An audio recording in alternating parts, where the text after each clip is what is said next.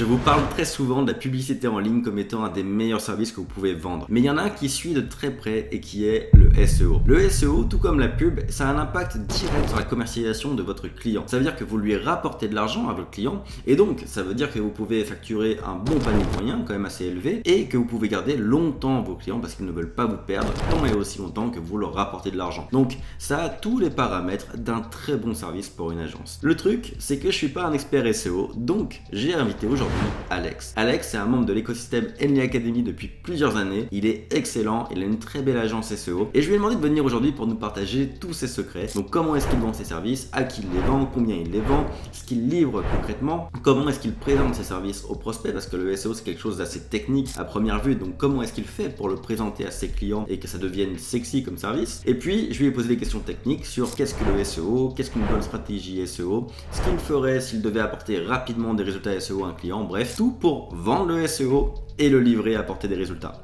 Donc je vous laisse découvrir cette interview, j'espère qu'elle va vous plaire et qu'elle va vous donner envie de vendre du SEO avec votre agence. Salut Alex. Salut Valentin, Ça va? Merci d'être là. merci à toi, ça va et toi? Écoute, ça va au top. J'ai prévu de te poser pas mal de questions sur le SEO, un peu sur, alors sur deux choses principalement, sur la vente de services SEO et puis sur le SEO en lui-même. Et donc, bah écoute, déjà j'aimerais te remercier de partager cette petite interview et de nous donner un peu ton savoir et ton vécu. Bah avec plaisir, ça me fait toujours plaisir de parler de SEO. Écoute, est-ce que tu peux commencer par te présenter rapidement ton parcours, ton agence aujourd'hui, ce que tu vends, on l'a deviné globalement, mais un peu de représenter ton parcours avec le SEO. Du coup, moi c'est Alexandre Bury, je suis de Belgique, j'ai commencé en 2019 du coup le SEO. Ce que je fais avec mon agence, donc Expanse Digital, c'est qu'on vend des services va être de la création, en fait, d'optimisation d'articles, de la création d'articles, des backlinks, donc ça va être des liens ailleurs dont on va parler plus tard. Et donc c'est vraiment tout un aspect en fait pour qu'on se positionne au mieux dans Google, pour que par exemple si on tape des mots-clés comme location de costumes, on se retrouve premier sur Google et donc qu'on attire un maximum de trafic qui convertisse. Ok, donc en fait, quand tu parles à un client, ce que tu lui vends concrètement, ta finalité, parce que le SEO c'est le moyen, mais la finalité c'est l'augmentation de son trafic, et quoi d'autre? Comment tu présentes l'issue du SEO pour ton client? Ouais, il y a plusieurs aspects en fait, parce qu'il y a une partie notoriété où là du coup ça va être vraiment au plus on nous voit, au plus on est présent, au plus les gens vont penser inconsciemment à nous. Et après, il y a l'autre partie qui va être justement cette partie conversion, où là, les gens vont venir et après nous avoir vu 5, 10, 15, 20 fois, ils vont accepter de mettre la carte et de réserver ou d'acheter ce qu'on vend, quoi.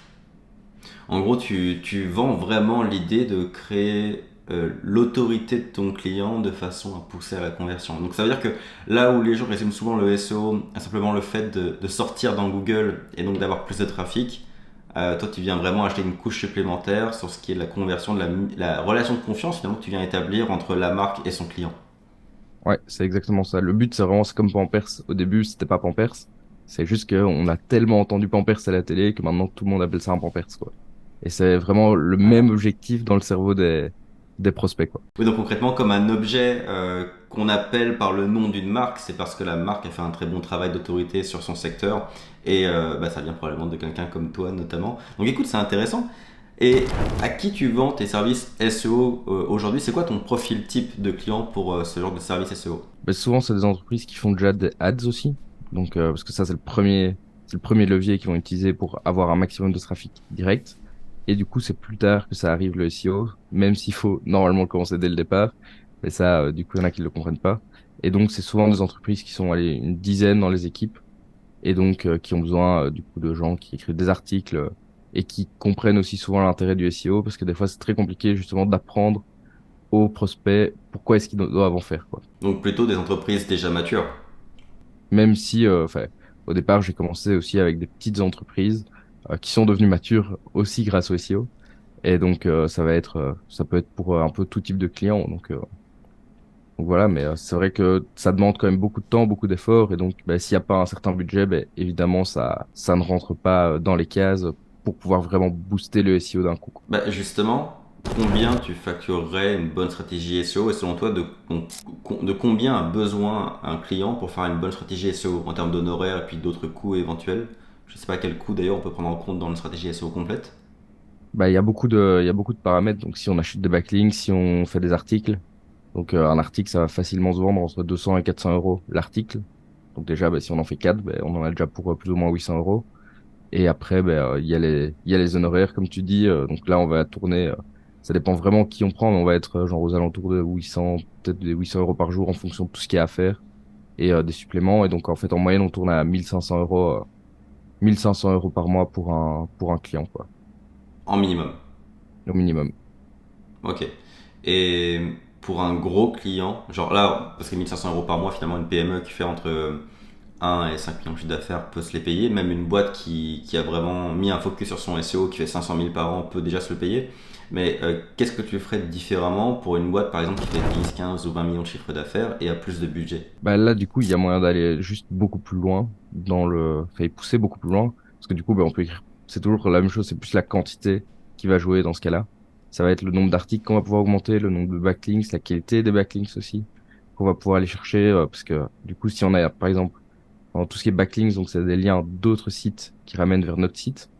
Et donc, si on prend, Mhm. par exemple, un article dans un média, eh ben, ça a beaucoup plus de poids que dans un bête autre site, quoi. Parce que les médias ont beaucoup plus de poids par rapport à Google. Donc quand on dit acheter un backlink, on peut s'imaginer un truc super technique, mais en fait ça peut aussi passer par acheter un article dans un journal web ou dans un blog un peu connu, comme de promouvoir un communiqué de presse de façon payante.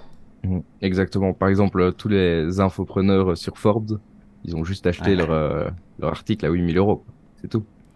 Donc en fait c'est le business model de Forbes de vendre ses backlinks finalement. Donc oui il y a le côté autorité donc, qui joue sur la conversion. Alors c'est vrai que quand on voit Forbes pour les infopreneurs par exemple, on pense tout de suite à l'autorité que ça génère pour eux.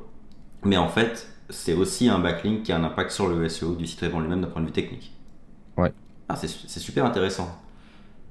Et est-ce que, donc, autant pour le côté de trafic, on a des chiffres qui viennent illustrer ça auprès de tes clients. Tu arrives à illustrer auprès de tes clients les chiffres du trafic que tu génères. Mais est-ce que tu as des datas, des données pour montrer l'autorité que tu augmentes pour ces clients-là? Ou est-ce que vraiment c'est eux qui doivent le déduire de leur vente? Non, en fait, du coup, pour l'autorité, en fait, ça dépend ce que tu appelles l'autorité. Parce que du coup, tu as deux aspects Ouais. d'autorité. Tu as l'aspect pour les clients, ça c'est, enfin, on peut pas savoir.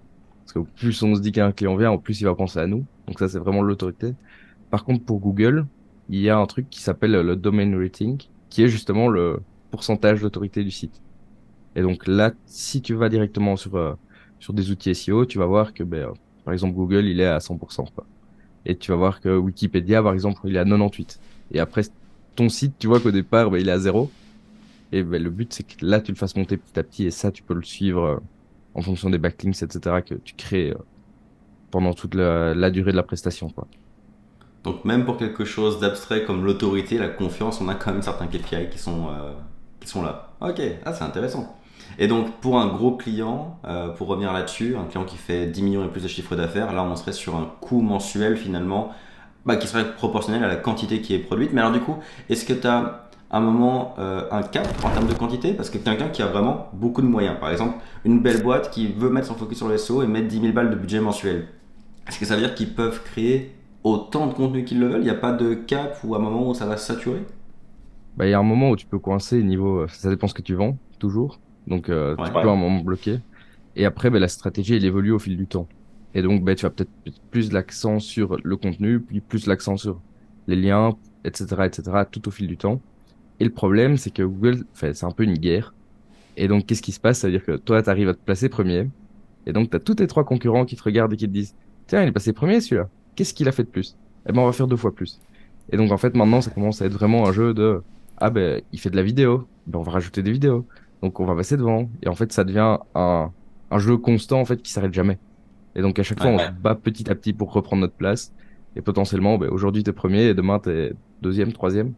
Et donc, ce qui est bien, c'est que tu restes quand même sur la durée. Tu vas peut-être passer en troisième position après 2 mois, 3 mois, etc. Mais si tu fais rien pendant un an, bah, ton site, il va petit à petit, en fait, il va chuter, quoi. Donc, c'est pas comme Google Ads où tu coupes le budget, c'est fini. Mais là, tu coupes le SEO, tu arrêtes le travail SEO, bah, en fait, qu'est-ce qui va se passer? Bah, petit à petit, tu vas perdre tout ce qui fait que t'étais premier et que tu gagnais du trafic, quoi. Ouais, parce qu'en plus tes concurrents, eux, ne s'arrêtent pas, donc forcément, tu perds en compétitivité. Mais c'est intéressant, ça veut dire que le SEO, globalement, c'est quand même beaucoup plus évolué que de mettre des mots-clés sur un site web et de se référencer sur Google.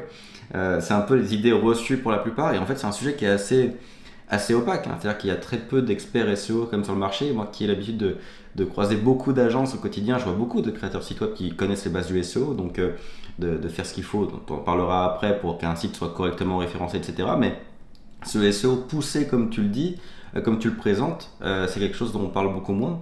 Donc c'est bien intéressant. Est-ce que tu pourrais nous résumer ce qu'est le SEO en quelques mots? Alors là, tu as évoqué des outils, des méthodologies, mais est-ce que tu pourrais nous représenter ce qui constitue un bon SEO?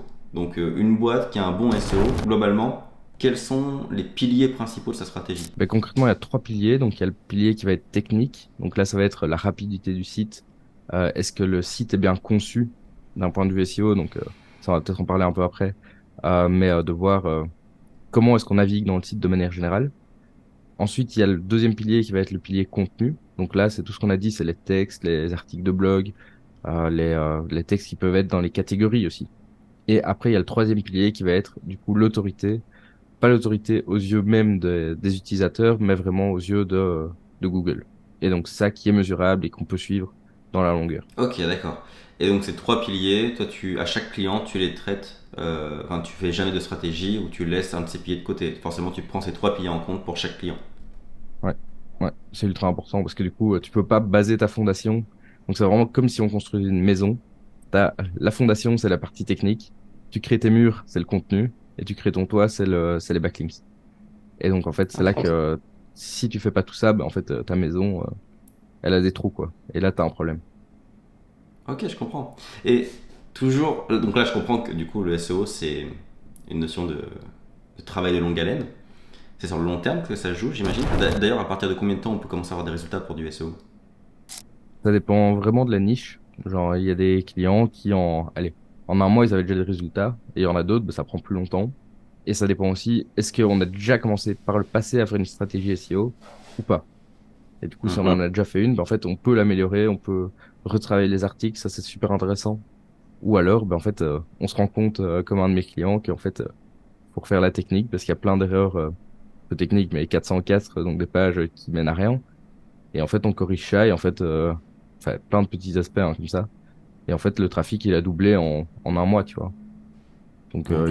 ils sont passés de 200 visiteurs à 400, 600 visiteurs par jour, juste en faisant un switch.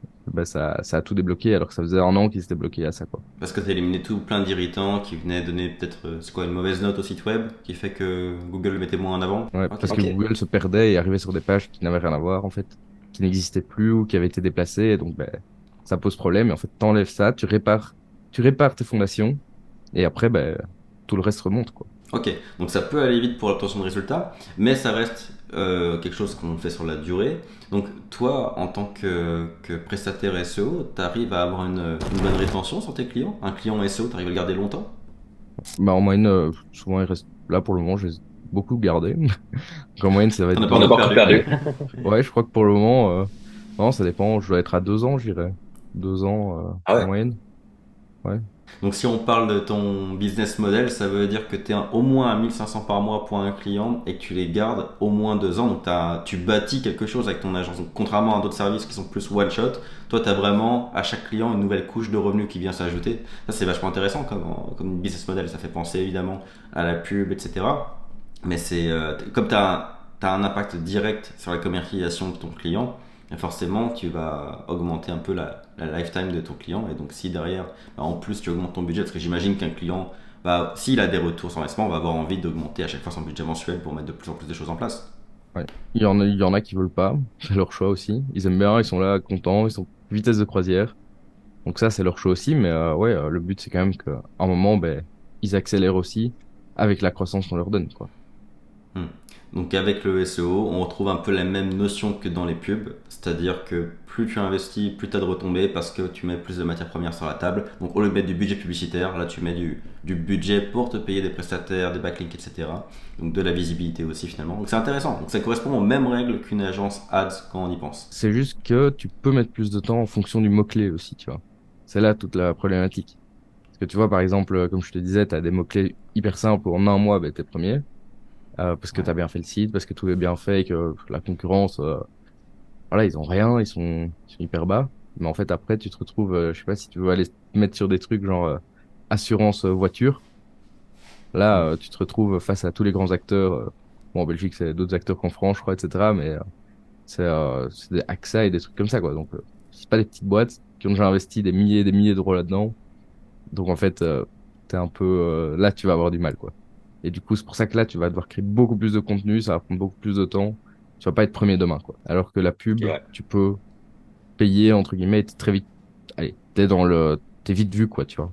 Ouais, à moins d'être dans un marché très concurrentiel où là, enfin, tu peux encore payer pour être vite vu, mais il faut payer cher. Parce que comme il y a un système d'enchères. Mais en fait, on se rend compte que le SEO, donc, a les bons côtés de la pub, mais a aussi du coup certains mauvais côtés, qui est que la compétitivité sur le marché, que ce soit un océan bleu ou un océan rouge, ça va avoir un fort impact sur les résultats que tu vas pouvoir offrir à ton client, forcément. C'est intéressant. Et petite question, une dernière question par rapport à la vente de SEO en elle-même, parce que je sais que c'est une question qu'on nous posera dans les commentaires. Comment tu trouves des clients pour vendre du SEO? Donc, c'est-à-dire, à quoi ressemble un bon client SEO? Tu l'as évoqué déjà, c'est qu'il a déjà une présence web, etc. Mais comment tu reconnais, toi, tes bons clients SEO? Et globalement, est-ce que tu as des conseils pour ceux qui veulent vendre du SEO? Ben, globalement, moi, j'ai des outils déjà qui me permettent de voir si, s'il y a du trafic, s'il y a beaucoup de trafic. Et en fonction, déjà là, je vois si c'est intéressant ou pas. Et je regarde s'ils font des ads. Ça, c'est deux points cruciaux. Et après, en fonction de la taille de la société, je peux estimer si c'est intéressant ou non, en fait. Mais principalement, pour le moment, je les ai trouvés via LinkedIn. En Ok. postant sur LinkedIn, ils sont venus me demander, j'ai fait un audit et puis ça a avancé parce que je leur ai montré ce que je pouvais faire et ce qu'ils n'avaient pas encore fait, ce qu'ils devraient faire pour y arriver, quoi. Donc tu gardes l'idée du potentiel économique évidemment, tu t'assures que le client soit assez gros pour pouvoir payer la prestation, forcément. Et tu fais encore cette recherche de problématiques, donc tu vérifies qu'il y a une problématique ou du moins que tu as un axe d'amélioration identifié avant de les approcher. Et toi, en tout cas, un des éléments que tu aimes bien du coup, c'est vérifier qu'ils font déjà de la pub, donc qu'ils investissent déjà dans le web quelque part pour venir leur vendre le SEO, Ouais, c'est ça. pour vérifier leur intention. Ok, bon bah finalement un peu la même chose que la pub, sauf que comme tu as des outils qui te donnent de la data sur le volume de recherche, etc., et aussi le volume de trafic chez eux, bah on va dire que tu as des KPI bien précis pour savoir si tu as du potentiel à apporter au client ou non. Ouais. Et après, grâce en plus à la data de Google, par exemple, on sait quels mots-clés deviennent intéressants à travailler pour convertir. Donc en fait, on Ok, a déjà une première base, quoi. ouais. Donc si on résume, des boîtes, on part des mêmes critères que de la vente de ads, donc des boîtes qui font 500 000, 1 million et plus, un panier moyen qui démarre à 1500 selon toi et qui peut monter quasiment de façon illimitée selon le domaine. Dans tous les secteurs, généralement le SEO, tu peux aider à peu près n'importe quelle boîte. Ouais, généralement, oui. Enfin, c'est tout le temps utile parce que les gens se posent toujours des questions, recherchent des informations, etc. Et donc oui, ça a un intérêt, quoi. Donc globalement, ok, donc c'est universel, donc c'est super, ouais, c'est bien, c'est ouvert comme service et tu as un impact direct, donc tu as une bonne rétention. Donc niveau business model, c'est sympa. Au niveau du SEO en lui-même, en termes de marché, est-ce que il y a de la demande encore? Enfin, est-ce que c'est une demande qui tu trouves que ça va vers le haut? Il y a de la croissance dans la demande ou est-ce qu'au contraire c'est quelque chose qui reste encore assez peu démocratisé et que les boîtes quelque chose dont les boîtes n'ont pas encore pleinement conscience. Comment tu vois le marché? On voit que ça monte parce que du coup, tous les ans, c'est le job le plus cherché en fait sur LinkedIn. Et donc en fait, ben, c'est vraiment le canal d'acquisition que tout le monde veut avoir. Mais après, parce que tout le monde se dit aussi, c'est du trafic gratuit. Et du coup, c'est là aussi le piège, c'est qu'en fait, ils te disent tous, ah oui, c'est gratuit, donc c'est bon. Et après, tu leur dis, oui, mais moi, tu dois me payer parce que sinon, je te le fais pas. Et ils te disent, ah, mais c'est pas gratuit. Ouais, non, t'as pas compris le principe, en fait. Le trafic est gratuit. Moi, je suis payant, quoi. Et donc, à Ouais. mon avis, il y a un peu cet aspect de les gens connaissent pas encore tout. Et donc, on recherche ce type de profil, mais on comprend pas tout, quoi. Ok, donc les gens sont intéressés par le SEO, mais comprennent pas forcément les tenants et aboutissants et la façon dont ça fonctionne concrètement. Parce que oui, il faut te payer toi, mais même éventuellement si on doit payer des backlinks, des articles, etc. en plus, Donc il y a un peu l'équivalent il y a tes honoraires, puis il y a l'équivalent du budget pub, entre guillemets, qui part aussi là-dedans, tu vois. Donc, ouais, c'est intéressant. Donc en fait, les gens n'ont pas vraiment conscience de ce que c'est. Est-ce que tu penses que l'IA va avoir un gros impact sur le monde du SEO? Parce que je pense que tu dois recevoir beaucoup de questions. Enfin, les clients qui s'attendent à avoir du trafic gratuit, j'imagine, te parlent souvent d'IA. Comment tu réagis face à cette question de l'IA et du SEO? D'un côté, l'IA, oui, prend de la place. Donc, tu as cette partie, pour poser des questions, tu commences à poser sur ChatGPT, etc. Le problème, c'est que tu sais pas d'où vient l'info. T'as aucune vraie valeur scientifique derrière. Donc, en fait, tu sais, elle te répond quelque chose qu'elle pense qui est bien. Donc ça, tu sais pas, parce que si tu as mal formulé ta question, t'as pas ta réponse.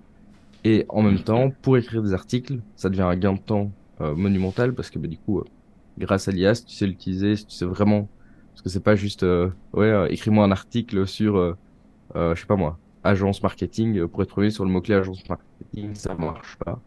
Mais si tu fais des trucs vraiment bien détaillés, tout ce qu'il faut, que tu repasses derrière, que tu améliores vraiment tout l'article derrière. Enfin, une fois que l'IA est passée dessus, là, tu vas commencer à avoir des résultats, quoi.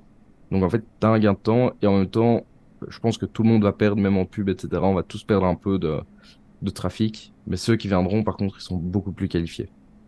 Donc, en fait, Ok. c'est pas un problème. Il y avait déjà eu ça avec ce qu'on appelle les rich snippets. Et donc, en fait, c'était quand on tapait, je sais pas, par exemple, quelle est la consommation moyenne d'eau? Et ben, en fait, on voyait directement la réponse que Google affichait avec la consommation moyenne d'eau en Belgique est de 300 litres par an, je sais pas, enfin, quelque chose comme ça. Et ben, en fait, ça, c'était déjà, allez, un peu le même système, on va dire, que ce qu'ils appliquent maintenant et ce qu'ils vont lancer dans les prochaines semaines avec Google Bard, etc., quoi, qui est déjà en route, hein, mais Ok. Et tiens, tu parles de Google là. Est-ce que Google le sait quand un contenu est généré par de l'IA? Est-ce que ça a un impact? tout le monde croyait que oui. Et parce qu'en fait, de base, Google avait dit que c'était du contenu humain pour les humains. Et sauf que maintenant, ils ont changé dans leurs conditions. Il est marqué du contenu pour les humains. Et en fait, c'est exactement la même chose. C'est si le contenu est mal écrit par un humain ou par une IA, on s'en fout. C'est du mauvais contenu. Par contre, s'il est bien écrit avec de l'IA, en fait, c'est quand même du bon contenu. Donc, de nouveau, c'est juste trouver, filtrer la bonne information. Et c'est pour ça que je dis qu'il faut absolument repasser sur les articles générés automatiquement pour être sûr que le Mhm. contenu est à la hauteur pour Google. Quelque part, ils n'ont pas tellement le choix parce qu'ils joueraient un peu contre leur propre camp autrement. Parce que leur but, c'est quand même que les gens utilisent leur propre IA. Donc s'ils disent qu'à côté de ça, ils vont striker leur contenu, il y aura un problème. Ouais, exactement. Après, il faut que tout le monde soit informé de ça, donc ça y est encore un monde, hein. Ouais. Dis-moi, si tu devais faire seulement, allez, on va dire 3 actions pour une entreprise, donc n'importe quelle boîte là, tu dois faire seulement 3 actions pour améliorer le SEO. Donc tes priorités, qu'est-ce que ce serait? Sur quoi tu miserais? Je peux même complexifier le truc en disant seulement une action, on va commencer par 3. Qu'est-ce que tu ferais pour avoir des résultats en SEO avec le moins d'actions possible, le moins de budget possible? Déjà, j'irai sur des outils gratuits, genre Ubersuggest, pour gratuit. Tu peux faire 3 recherches par jour de mots-clés pour déjà savoir sur quel mot-clé tu veux te positionner. Et ça, c'est le problème numéro un, c'est les gens ils viennent, ils font ouais, ouais, j'ai cherché des trucs, et ils ont jamais trouvé, ils ont aucune info, quoi. Donc, ils veulent être premiers sur, je sais pas moi, sur assurance, et t'es là, ouais, mais t'as pas vu qu'il y a un problème, quoi. Et donc, ça, c'est le premier point, c'est de trouver des mots-clés pas trop compétitifs et sur lesquels il va être facile de se positionner pour avoir le premier trafic. Deuxième point, c'est voir la structure qu'on fait dans le site. Donc, c'est-à-dire qu'il faut mettre un H1 par page, puis il faut essayer de faire ça vraiment comme un livre. Donc, tu as la page de couverture, tu as le titre du livre, donc tu as le H1, et puis tu as les chapitres, c'est des H2, et puis dans ces chapitres, tu peux avoir des sous-chapitres qui seraient des H3, puis des H4, etc. Et donc, ça, c'est hyper important aussi, d'avoir ça qui est bien structuré. Donc là, déjà, tu en as deux. Et maintenant, la troisième, ça va être de faire des liens entre ces articles. Parce que ça, c'est un truc qui est vraiment sous-estimé aussi. Mais vraiment de tout lier ensemble, en fait. Ça doit vraiment faire une sorte de toile d'araignée de tous les articles qui s'interconnectent d'une certaine façon, pas trop, mais naturel pour qu'en fait, si on a un article qui parle des assurances auto et qu'il y a un autre article qui est accident de voiture, en fait, il y a un lien entre ces deux, ces deux articles et que tous les trucs qui sont dans la même catégorie s'échangent des liens, quoi, si on veut. C'est vrai que là, on en parle pour le SEO, mais j'ai vu des chiffres de fou concernant, par exemple, les recommandations YouTube qui se font quand on regarde une vidéo, les recommandations qui sont derrière. C'est incroyable. Ils avaient fait des tests pour voir un petit peu la rétention, le temps de rétention qu'ils peuvent ajouter grâce à ça chez leurs utilisateurs, et les chiffres sont fous. Et pareil chez Amazon, en termes d'upsell, leur capacité à te mettre les bons upsells en dessous des produits qui sont consultés. Finalement, on est un peu sur ce maillage interne. En fait, on revient un peu à la même notion que ce dont tu parles avec le SEO. Et j'ai vu que le résultat était absolument fou. En fait, c'est pareil avec la consommation de contenu sur un blog ou sur un site web, peu importe la nature d'ailleurs. Ouais, totalement, totalement. Et d'ailleurs, même maintenant, Google va te prendre apparemment de plus en plus en compte tout ce qui va être les réseaux sociaux, parce qu'en fait, ça devient important, ça devient un truc crucial. En fait, les stratégies deviennent vraiment, allez, hyper complémentaires, quoi. Il va falloir être, entre guillemets, partout de plus en plus, quoi, si on veut pouvoir percer avec tout ça. Et donc, si tu as des liens de Facebook, des gens qui repartagent et tout ça, ou d'Instagram, de TikTok et tout ce que tu veux, bah, ça va commencer à avoir du poids aussi, ce qui n'avait pas du tout le cas jusqu'à maintenant, quoi. Ok. Ah, écoute, super intéressant. Dis-moi, pour le mot de la fin, qu'est-ce que tu aurais à dire à ceux qui regardent cette vidéo, les CEO d'agences qui regardent cette vidéo et qui aimeraient vendre du SEO, soit comme activité principale, soit comme upsell à ce qu'ils vendent déjà? Est-ce que tu aurais un mot pour eux ou un conseil pour eux? Déjà, essayer de vendre déjà le SEO au départ et fondez pas des sites sans SEO parce que ça, c'est une cata.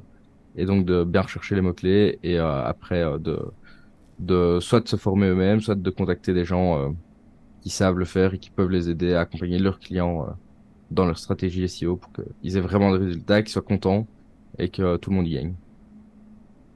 Donc en gros, c'est bien se former, faire un bon travail et simplement le bouche à oreille fera la suite, quoi. Voilà, grosso modo, c'est ça. Bon bah écoute, je te remercie Alex, merci beaucoup pour toutes les infos, tous les bons conseils, c'est super. Ben, merci à toi en tout cas pour l'invitation. Et puis je te dis à très bientôt pour une prochaine. On va bien en reparler du SEO, à mon avis c'est un gros sujet qui n'est pas assez évoqué, donc on va en reparler. Super, ben, on refera ça alors. J'espère que cette vidéo vous a donné envie de vendre du SEO, que c'est un service que vous connaissez maintenant mieux, que vous comprenez mieux comment le vendre et à qui le vendre, et ce que vous devez faire pour apporter des résultats à vos clients. En tout cas, moi, ça m'a permis de démystifier pas mal de points du SEO, donc merci encore Alex. Si ça vous a plu, je vous laisse vous abonner et liker cette vidéo pour me le montrer, et comme ça je ferai d'autres interviews du même style, et je vous dis à très bientôt pour une prochaine vidéo.